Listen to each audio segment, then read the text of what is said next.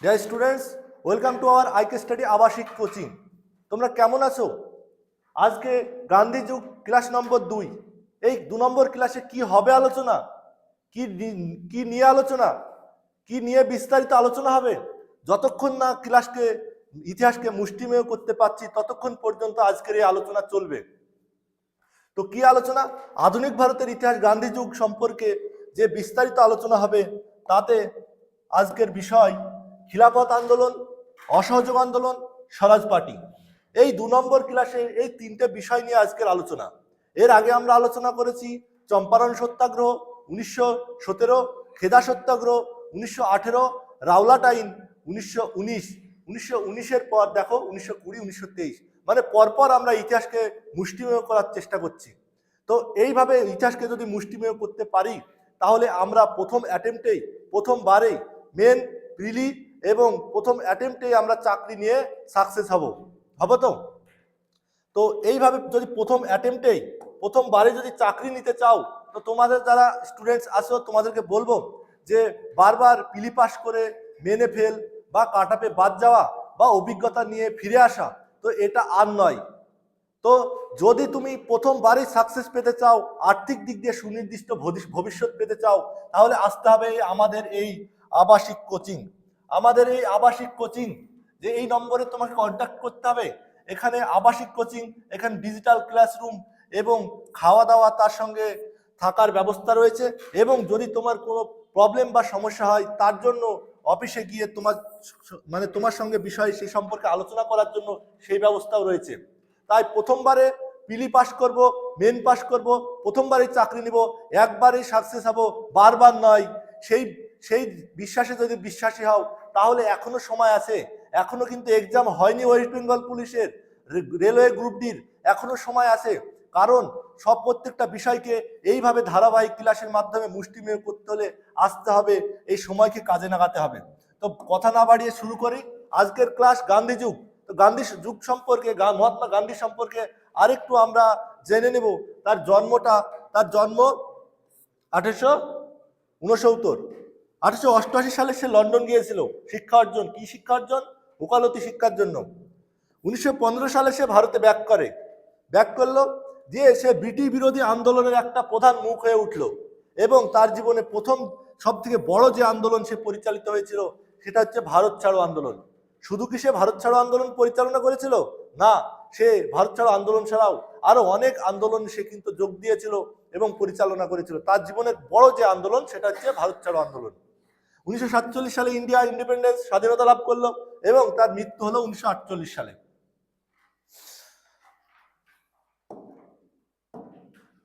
তা আজকে এই খিলাফত আন্দোলন, এর আগের 3টে আন্দোলন আলোচনা হয়েছে আগের ক্লাসে, সেটা তোমরা দেখে নেবে। এর আগের ক্লাসে আলোচনা হয়েছে চম্পারণ সত্যাগ্রহ, খেদা সত্যাগ্রহ, রাওলাট আইন। আজকের আন্দোলন খিলাফত আন্দোলন। কি এই খিলাফত? এই খিলাফতটা কি? খিলাফত শব্দের অর্থ, উৎপত্তি যে শব্দ থেকে, সেটা হচ্ছে খলিফা। কি খলিফা? এই খলিফা কে? খলিফা হচ্ছে ধর্মগুরু। কাদের ধর্মগুরু? মুসলিম জগতের ধর্মগুরু। এই খলিফা সম্পর্কে জানতে হলে একটু পিছনের দিকে দেখতে হবে। সালটা যখন 1920, সবে মাত্র প্রথম বিশ্বযুদ্ধ শেষ হয়েছে। সেই যুদ্ধে ব্রিটিশরা যাদেরকে পরাজিত করেছিল তাদের মধ্যে ছিল একটা সাম্রাজ্য, সেই সাম্রাজ্য ছিল অটোমান সাম্রাজ্য। এটা মুসলিমদের একটা সাম্রাজ্য ছিল, অটোমান সাম্রাজ্য। তারা যখন হেরে গেল, ব্রিটিশরা সেই সাম্রাজ্যকে ছোট ছোট অংশে বিভক্ত করলো এবং খলিফা পদটাকে হটিয়ে দিয়ে প্রাইম মিনিস্টার পদ চালু করলো। যখন এই খলিফা পদটাকে হটানো হলো তখন মুসলিমদের বিশ্বাসে আঘাত আনলো। তাদের বিশ্বাস হলো যে ব্রিটিশরা মুসলিম জগতের যে ধর্মগুরু, যে খলিফা, মুসলিম জগতের যে শাসক, তার প্রতি অবিচার করেছে। সেই অবিচারের বদলা নেওয়ার জন্য, তার প্রতিরোধ করার জন্য ইন্ডিয়ার মুসলিমরা একটা আন্দোলন পরিচালিত করেছিল। সেই আন্দোলনের নাম হচ্ছে খিলাফত আন্দোলন। কিন্তু এই খিলাফত আন্দোলনটা কিভাবে হয়েছিল? কারা করলো এই আন্দোলনটা কারা করলো? যখন এই আন্দোলনটা পরিচালিত হয় তখন ভারতবর্ষের বুকে একটা বৃহৎ রাজনৈতিক সংগঠন ছিল, তার নাম হচ্ছে INC, ইন্ডিয়ান ন্যাশনাল কংগ্রেস। ভারতের জাতীয় কংগ্রেস ভারতের সবথেকে বড় রাজনৈতিক সংগঠন। এই সংগঠনে যে সমস্ত মুসলিম লিডাররা ছিল তারা কংগ্রেসকে বলল যে চলো আমরা একটা আন্দোলন পরিচালিত করি এই খলিফার অবমাননার জন্য। কোথাকার খলিফা? তুর্কির খলিফা। তো এই খলিফার অবমাননার জন্য চলো একটা আন্দোলন করি। কিন্তু কংগ্রেসরা সেই কথাকে তারা ভ্যালু দিল না। তখন কংগ্রেস থেকে কিছু মুসলিম লিডার তারা বেরিয়ে চলে আসলো। তার মানে কংগ্রেস আবার ভাঙলো। এর আগে আমরা কবে ভাঙতে দেখেছি? 1907 সালে সুরাট অধিবেশন, যখন চরমপন্থী এবং নরমপন্থী মতাদর্শে দুই দল বিভক্ত হয়ে গিয়েছিল। আবার ভাঙতে দেখছি কবে? এই 1919 খিলাফত আন্দোলন 1919 সালে আবার ভাঙছে। কিছু মুসলিম লিডাররা বেরিয়ে চলে আসছে। কবে কারা বের হচ্ছে? তার মধ্যে যিনি হেড তার নাম হচ্ছে আলী ব্রাদার্স, ইনি বেরিয়ে আসছেন। এবং তার সঙ্গে আরো কারা বেরিয়ে আসছেন? তার সঙ্গে বেরিয়ে আসছেন মৌলানা আবুল কালাম আজাদ। তিনি কে ছিলেন? স্বাধীন ভারতের শিক্ষামন্ত্রী, তাই তো? আবুল কালাম আজাদ। আর কে ছিলেন? আজমল খান। ইনারা বেরিয়ে চলে আসলেন কংগ্রেস থেকে বেরোনোর পর এরা একটা দল তৈরি করলো। সেই দলটার নাম কি দিল? সেই দলটার নাম হচ্ছে খিলাফত অর্গানাইজেশন।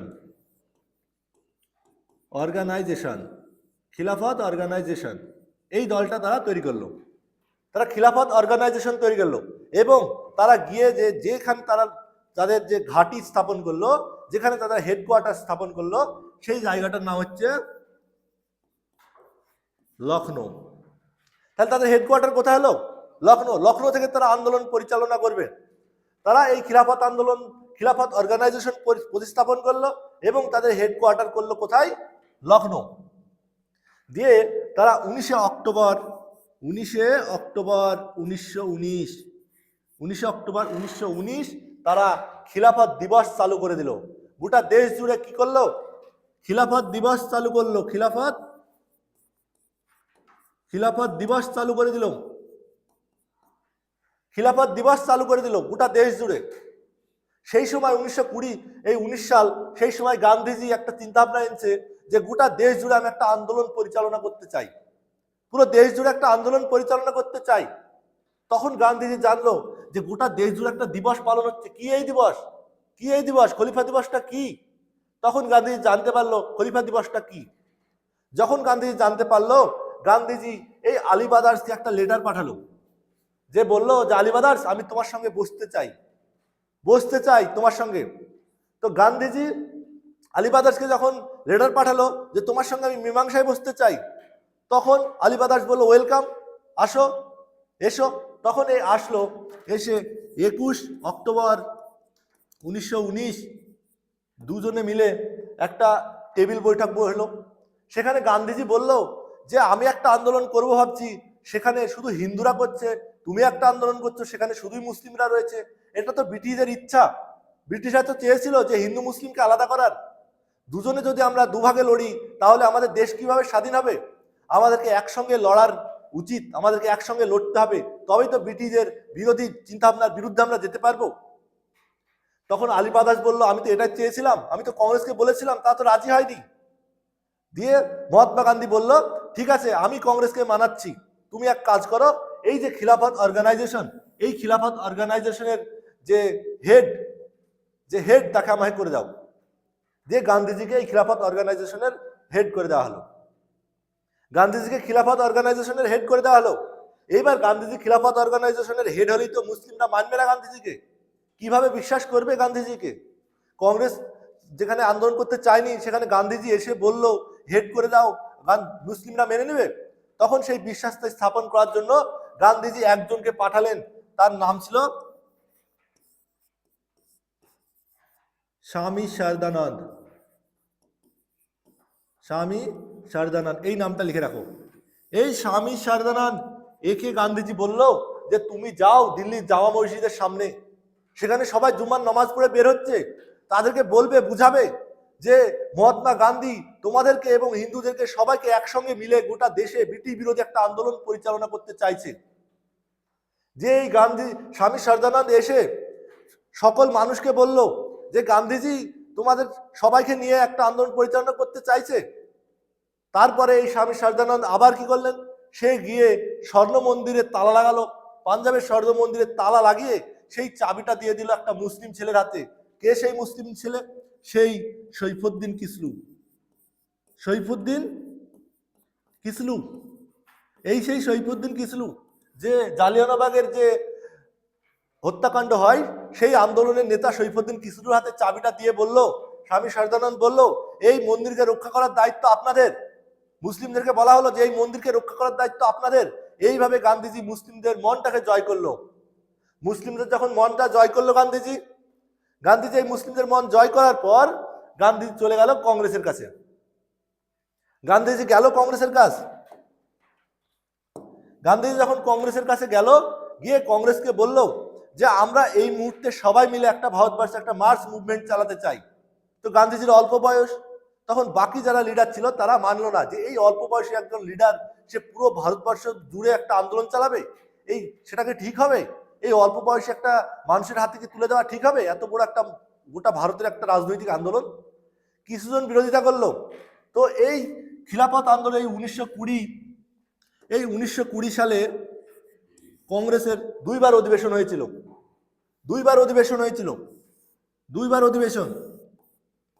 দুইবার কি কি? একবার হয়েছিল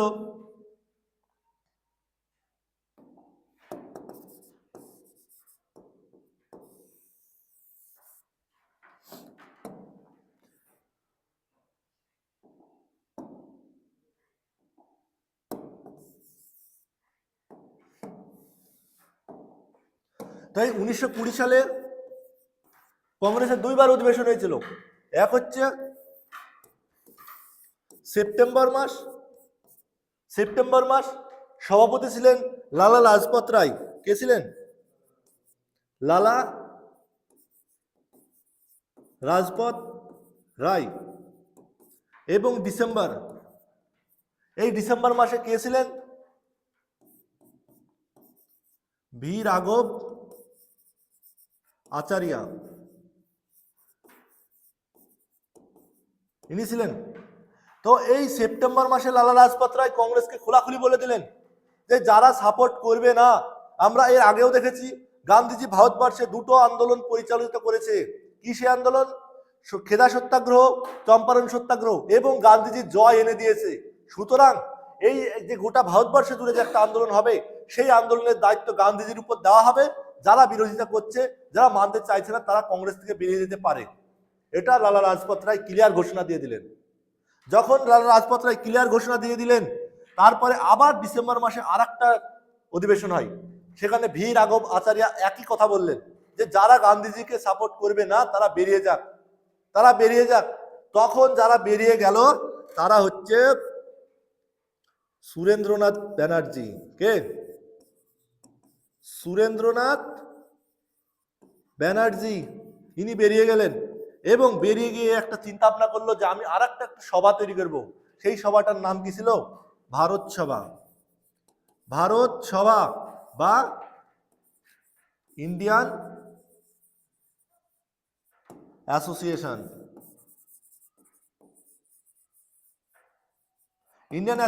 তৈরি করলো, কিন্তু এটা কি চললো বেশি দিন চললো না। এবং আরেকজন বের হলেন, তিনি হচ্ছে অ্যানি বেসান্ট। প্রথম ব্রিটিশ কি ছিলেন? ইনি একজন ব্রিটিশ মহিলা প্রেসিডেন্ট ছিলেন কংগ্রেসের। অ্যানি বেসান্ট ইনি বেরিয়ে গিয়ে ইনার যে একটা আন্দোলন ছিল, সেটা কি ছিল? হোম রুল আন্দোলন। সেই হোম রুল আন্দোলন যেটা এই অ্যানি বেসান্ট নিয়ে এসেছিল কোথা থেকে? আয়ারল্যান্ড থেকে, তাই তো? এই হোম রুল আন্দোলন এই অ্যানি বেসান্ট বলল যে এই হোম রুল আন্দোলনকে আমি আলাদাভাবে এখন থেকে আবার পরিচালনা করব। বেরিয়ে গেল। যখন এরা বেরিয়ে গেল তখন ভি রাঘব আচার্য ফুল সাপোর্ট গান্ধীজি বিরোধিতা করার আর কেউ থাকলো না। ফুল সাপোর্ট গান্ধীজিকে দিয়ে দিল। যখন ফুল সাপোর্ট গান্ধীজিকে দিয়ে দিল, তখন কংগ্রেসের সাপোর্ট পেয়ে গেল, খিলাফত অর্গানাইজেশনের সাপোর্ট পেয়ে গেল। তখন যে মুসলিম লীগ আছে মোহাম্মদ আলী জিন্নাহর, সে মুসলিম লীগ একা পড়ে যাচ্ছে। তখন মুসলিম লীগ জনপ্রিয়তা হারাচ্ছে। তখন মুসলিম লীগও কি করলো? সাপোর্ট করে দিল গান্ধীজিকে, দিয়ে তিনজনের সাপোর্ট পেল, কার কার? খিলাফত, খিলাফত, আইএনসি, ইন্ডিয়ান ন্যাশনাল কংগ্রেস এবং মুসলিম লীগ।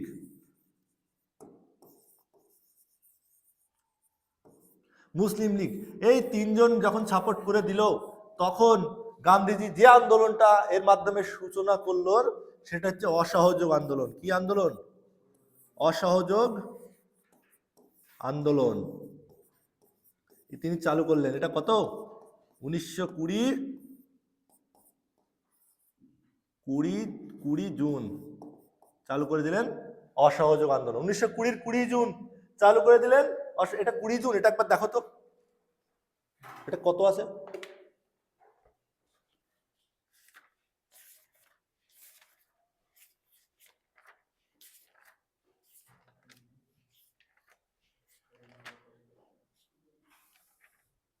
হ্যাঁ, এটা 20 জুন, ঠিক আছে। তো এই 20 জুন অসহযোগ আন্দোলন চালু করে দিলেন। 1920 জুন অসহযোগ আন্দোলন গান্ধীজি চালু করলেন। এই তিনজনের সাপোর্ট যখন পেয়ে গেলেন, গান্ধীজি অসহযোগ আন্দোলন শুরু করে দিলেন। অসহযোগ মানে কি? অসহযোগিতা, অসহযোগিতা মানে সহযোগিতা না করা, তাই তো? কাদের সহযোগিতা করবে না? ব্রিটিশদের। কোনোভাবেই যে কোনো উপায়ে কোনো পদ্ধতির মাধ্যমে ব্রিটিশদের সহযোগিতা করা যাবে না। সেই জন্য এই আন্দোলনের নাম হচ্ছে অসহযোগ আন্দোলন। তাহলে বুঝতে পারছো তো খিলাফত আন্দোলন থেকে কিভাবে অসহযোগ আন্দোলন আসলো? পরপর যাচ্ছি তো।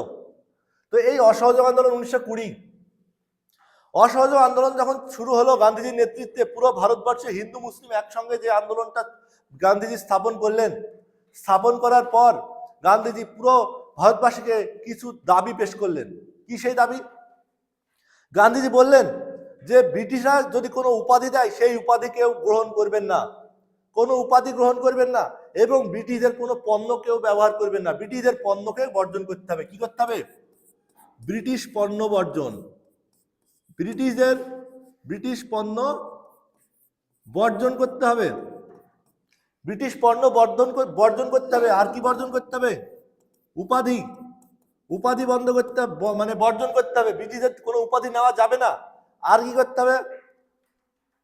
তাদের স্কুল বর্জন করতে হবে। তাদের স্কুল বর্জন করতে হবে। তাদের স্কুল বর্জন করতে হবে। ব্রিটিশদের স্কুল বর্জন করতে হবে, তাদের উপাধি বর্জন করতে হবে, তাদের পণ্য বর্জন করতে হবে। এই তিনটে বর্জন করতে হবে। এবং ভারতীয়রা এই পণ্যের বদলে কিসের পণ্য ব্যবহার করবে? খাদির তৈরি, ভারতীয়দের তৈরি পণ্য তারা ব্যবহার করতে হবে। এবং ব্রিটিশদের স্কুলে না গিয়ে ভারতীয় মানুষজনের টাকা পয়সায় তৈরি স্কুলে তারা পড়বে। তো ভারতীয় মহিলারা তখন এই মহাত্মা গান্ধীকে টাকা পয়সা দিয়ে সাহায্য করেছিল, এবং সেই টাকা পয়সা দিয়ে তখন তৈরি হয়েছিল গুজরাটি পিঠ। কি? গুজরাটি পিঠ, ভারতীয় টাকায় তৈরি গুজরাটি পিঠ। জামিয়া ইসলামিয়া এই সমস্ত জিনিস তখন ভারতীয় টাকায় তৈরি হয়েছিল, জামিয়া ইসলামিয়া। কিন্তু এই যে ব্রিটিশদের তৈরি পণ্য বর্জন, কিন্তু এই পণ্যের দাম তো কম, ভারতীয়দের তৈরি পণ্যের দাম তো বেশি। তাহলে বেশি কতদিন চলবে? মানুষের তো জীবন ধারণ সংসার আছে, কিন্তু এই বেশি দামের জিনিস নিয়ে কদিন চলবে? কোনো আন্দোলন কি বেশি দিন দীর্ঘস্থায়িত করা যায়? কিন্তু গান্ধীজি বলেছিলেন, এই কয়েকটা যদি তোমরা মানো, তাহলে আগামী 1 বছরের মধ্যে আমি দেশের স্বাধীনতা এনে দিব। আগামী 1 বছরের মধ্যে দেশের স্বাধীনতা এনে দিব। কিন্তু এই যে পণ্য, ব্রিটিশদের পণ্যের জিনিসের দাম তো কম, কিন্তু খাদির জিনিসের দাম বেশি, তো কিভাবে পরিচালিত করবে? তখন একটা অ্যাক্সিডেন্ট ঘটে গেল। কি সেই অ্যাক্সিডেন্ট? 1922 সালের 5ই ফেব্রুয়ারি কি ঘটলো? উত্তরপ্রদেশের চৌরাচৌরি যে থানা, উত্তরপ্রদেশের ইউপির কি চৌরাচৌরি থানা,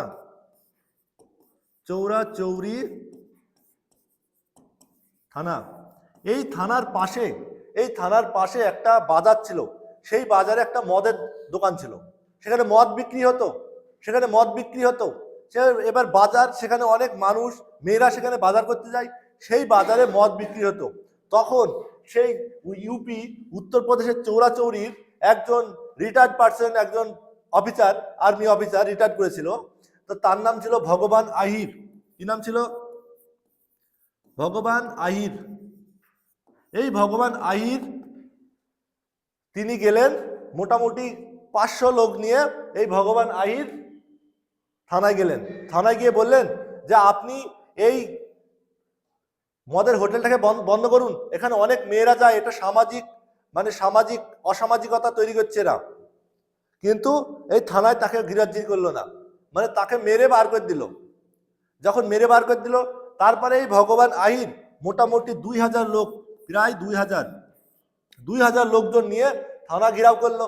তখন থানাটা ঘেরাও করলো, তখন থানার উপর থেকে গুলাগুলি যখন শুরু করলো, তখন পাবলিক উত্তেজিত হয়ে সেই থানাকে ঘেরাও করে ইট পাটকেল মেরে থানায় আগুন ধরিয়ে দিল। যখন থানায় আগুন ধরিয়ে দিল, প্রায় 20 জন পুলিশকর্মী, কতজন? 20 জন পুলিশকর্মী সেই থানার আগুনে পুড়ে মারা গেল। তো এই ঘটনাটা নিন্দনীয়। এই যে পুলিশকর্মী এতজন মারা গেল, এই ঘটনাটা নিন্দনীয়, এবং গান্ধীজি এর বিরুদ্ধে, এই ঘটনার বিরুদ্ধে, এটাকে গান্ধীজি নিন্দনীয় বললেন, এবং তিনি খাবার ত্যাগ করে অনশন শুরু করলেন। কিন্তু এই যে ঘটনা, চোরাচুরি ঘটনা ঘটে গেল, এই ঘটনার পরিপ্রেক্ষিতে গান্ধীজিকে হেড বলে তাকে গ্রেপ্তার করা হলো। গান্ধীজিকে 1922 সালে গান্ধীজিকে গ্রেপ্তার হলেন। গান্ধীজি গ্রেপ্তার হলেন। গান্ধীজি যখন গ্রেপ্তার হয়ে গেলেন, তো এই আন্দোলনটা আস্তে আস্তে থিতিয়ে পড়লো। কিন্তু এই গান্ধীজিদের গ্রেপ্তার হয়ে 6 বছর জেল হলো। কয় বছর? 6 বছর জেল। গান্ধীজি বলেছিলেন যে আমি এরপর আর কোনো আন্দোলন পরিচালনা করব না, আমার এটাই শেষ। কিন্তু সেটা শুনেনি। গান্ধীজিকে গ্রেপ্তার করলো এবং 6 বছরের জেল হলো, এবং আরো যারা কংগ্রেসের লিডার ছিল তাদেরকেও গ্রেপ্তার করা হলো, এবং গান্ধীজির 6 বছরের জেল হলো। কিন্তু এই 6 বছর যখন গান্ধীজির জেল হলো, তখন গান্ধীজি যখন 6 বছর জেল হলো, গান্ধীজি তো শূন্য। গান্ধীজি যখন গ্রেপ্তার করা হলো, এই অসহযোগ আন্দোলন আস্তে আস্তে আস্তে আস্তে ঝিমিয়ে গেল। ভারতের স্বাধীনতা আসলো না 1920 সালে। তাহলে এই যে ভারতবর্ষে এই যে আন্দোলন যখন ঝিমিয়ে গেল, এই অসহযোগ আন্দোলন যখন ঝিমিয়ে গেল, যখন থেমে গেল, এই অসহযোগ আন্দোলন যখন থেমে গেল,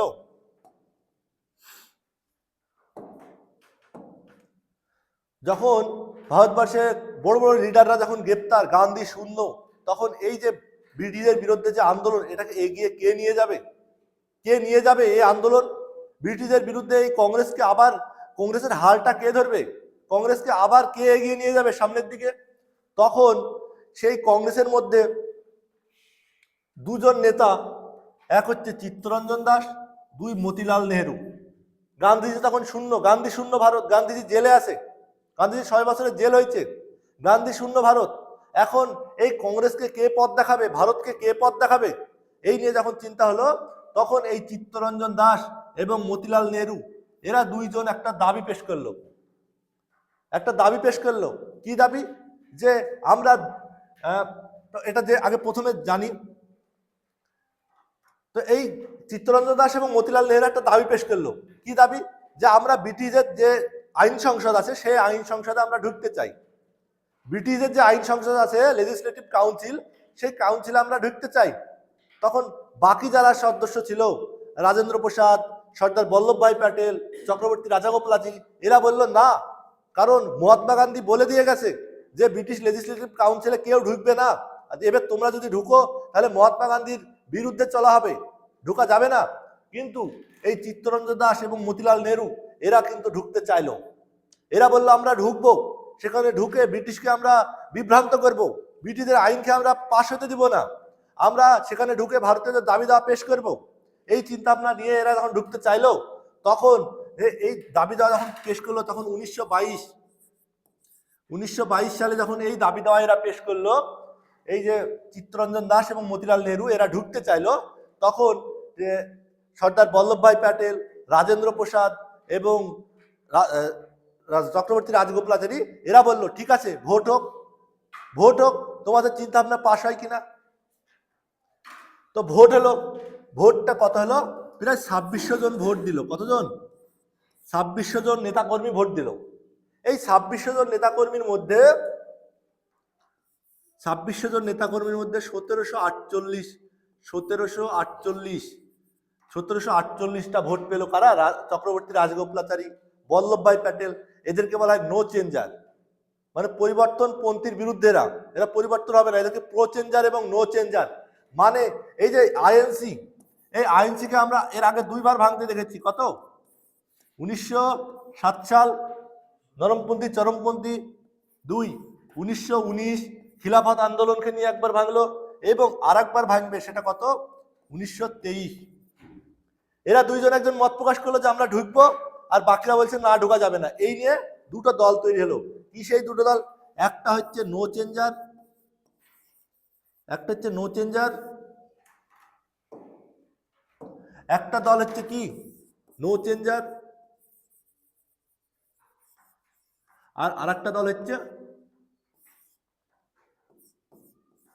প্রো চেঞ্জার। এই দুটো দল তৈরি হলো, একটা no changer, pro changer. No চেঞ্জারে কারা ছিল? এখানে ছিলেন রাজেন্দ্র প্রসাদ, লিখে রাখো, রাজেন্দ্র প্রসাদ। ছিল বল্লভভাই প্যাটেল,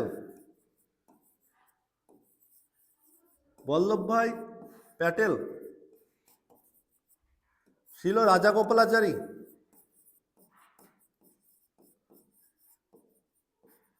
রাজাগোপালাচারী এরা ছিল। আর এখানে কারা ছিল? চিত্তরঞ্জন দাস,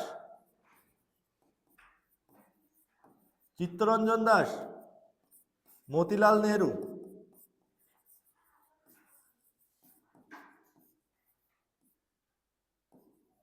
এরা ছিল।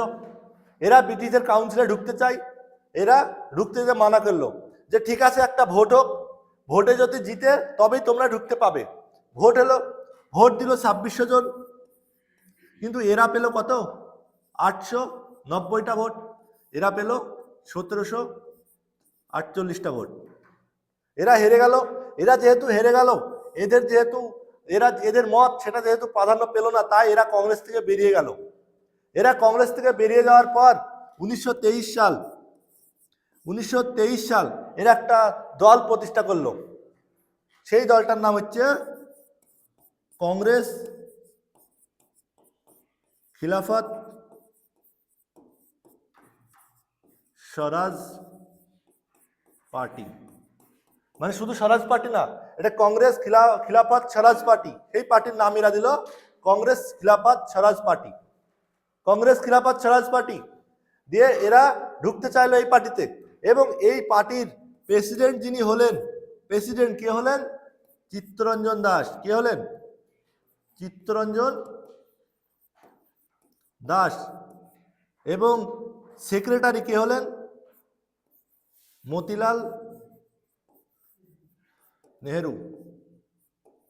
মতিলাল নেহেরু হলেন সেক্রেটারি।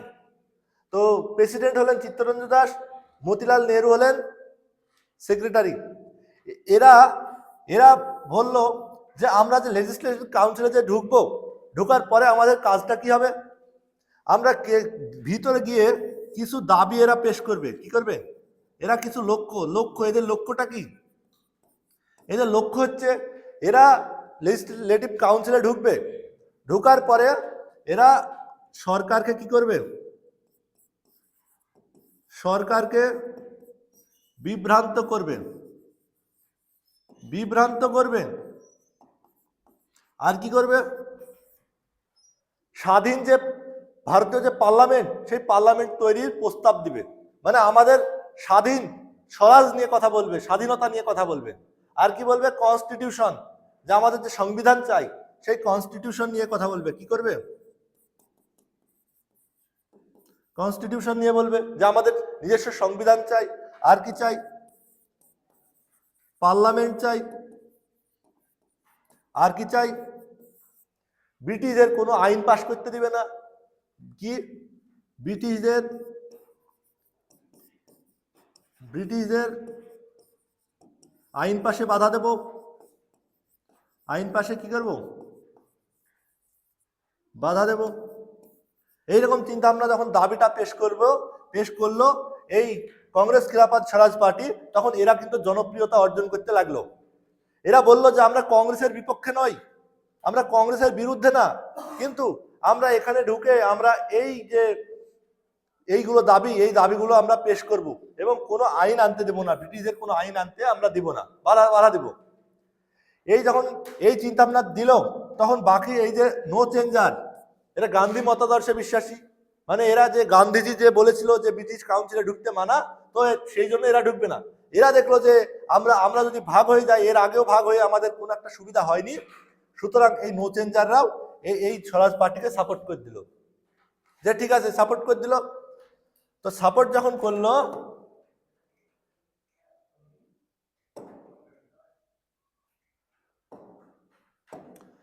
তো সাপোর্ট করার পর 1923-এর 21শে নভেম্বর একটা ভোট হলো, ইলেকশন হলো। সেই ইলেকশনে এই যে খিলাফত স্বরাজ পার্টি, এরা 42টি আসনে জয়লাভ করলো, 42টি আসন জিতলো, মানে প্রচুর আসনে জয়লাভ করলো, 42টা আসনে মানে জিতলো। হারলো কোথায়? হারলো হচ্ছে পাঞ্জাব আর হচ্ছে সিন্ধ প্রদেশ। তাহলে সেই দিকে সারা হেরে গেল। এবং এই যে 42-এর সঙ্গে কোথা কি যোগ হলো, বাংলার কিছু আসন তাদের সঙ্গে যুক্ত হয়ে গেল, এবং বাংলা এবং বোম্বে এগুলো যোগ করে আসনটা বেড়ে গেল, দিয়ে এদের যে মতাদর্শ সেটা কিন্তু প্রাধান্য পেল। তাহলে এই হচ্ছে স্বরাজ পার্টি। তো আজকের যেটা আলোচনা ছিল, এগুলো নোট করেছো তো? সব নোট করছো তো?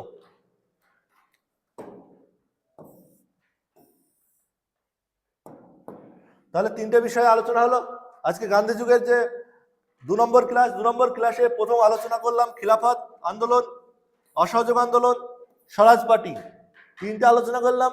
এরপরে গান্ধী যুগের 3 নম্বর ক্লাসে এর পরের যে সমস্ত আন্দোলন যেগুলো আছে সেগুলো আলোচনা হবে।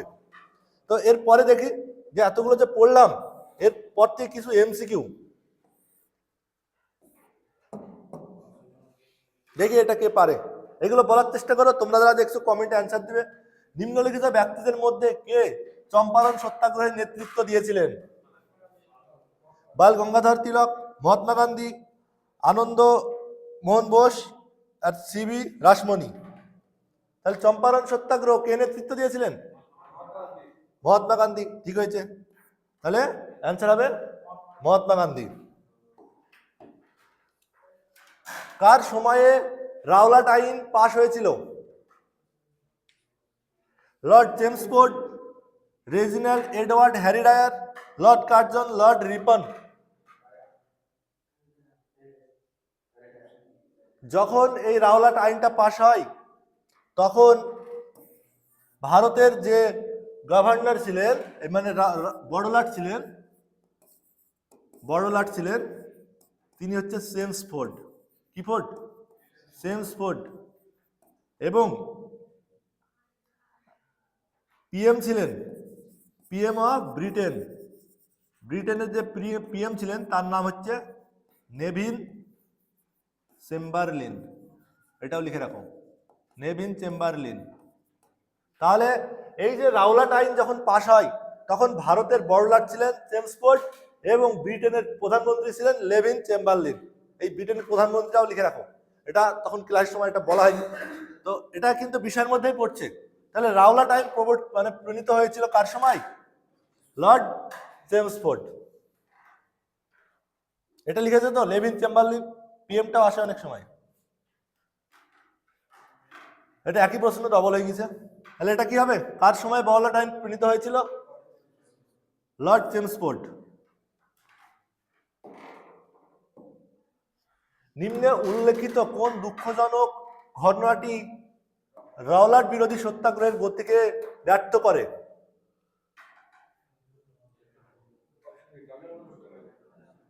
বলো কোনটা? কেন্দ্রীয় পরিষদের বোমা হামলা, জালিয়ানওয়ালাবাগের হত্যাকাণ্ড, বঙ্গভঙ্গ আন্দোলন, উপরের সবকটি। রাওলাট আইনকে প্রতিরোধ করার সময় কোন একটা দুঃখজনক অ্যাক্সিডেন্ট ঘটেছিল, সেটা কি? জালিয়ানওয়ালাবাগ হত্যাকাণ্ড। তাহলে নিঃসন্দেহে এটা হবে, হবে তো, কারণ একই সালে হয়েছিল।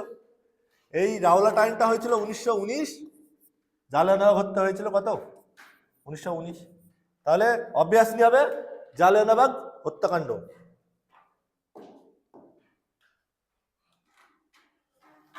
অস- অসহযোগ আন্দোলন নিম্নলিখিত কোন ঘটনার পর বন্ধ হয়েছিল? প্রথম বিশ্বযুদ্ধ, কাকড়ি ট্রেন ডাকাতি, চৌরি চৌরার ঘটনা, বোমাঘাটা, মরু ঘটনা। চৌরি চৌরা, তাই তো? চৌরি চৌরায় যে থানায় আগুন ধরিয়ে দেওয়া হয়েছিল, তার জন্য অসহযোগ আন্দোলনটা থেমে যায়। তাহলে অ্যান্সার হবে চৌরি চৌরা ঘটনা। খিলাফত আন্দোলনের শীর্ষস্থানীয় নেতাদের মধ্যে কে ছিলেন? মৌলানা মোহাম্মদ আলী শওকত আলী, মোহাম্মদ আলী জিন্নাহ শওকত আলী, মৌলানা আবুল কালাম আজাদ ও রফি আহমেদ কিদাই, রফি আহমেদ কিদ ওয়াই ও শওকত আলী। আলী ব্রাদার্স ছিল, তাই না? দুই আলী, দুই ভাই ছিল, দুই ভাই ছিল। কারা সারা ভাই? দুই ভাই, আলী ব্রাদার্স মানে দুই ভাই, দুই ভাই কিন্তু আলী, এও আলী ও আলী। তাহলে কোনটা হবে? দুইজনই আলী, এখানে পাচ্ছি দুজন আলী হচ্ছে এ আলী আর এ আলী, তাই তো? এরা দুই ভাই আলী, আলী ব্রাদার্স। তাহলে এই দুটো নামকে ভালোভাবে মুখস্থ করে নাও। এটা সংক্ষেপে আলী ব্রাদার্স, আর যদি ভেঙে পড়ি মোহাম্মদ আলী, শওকত আলী, সৈকত আলী আর মোহাম্মদ আলী। তাহলে অ্যান্সার হবে অপশন এ।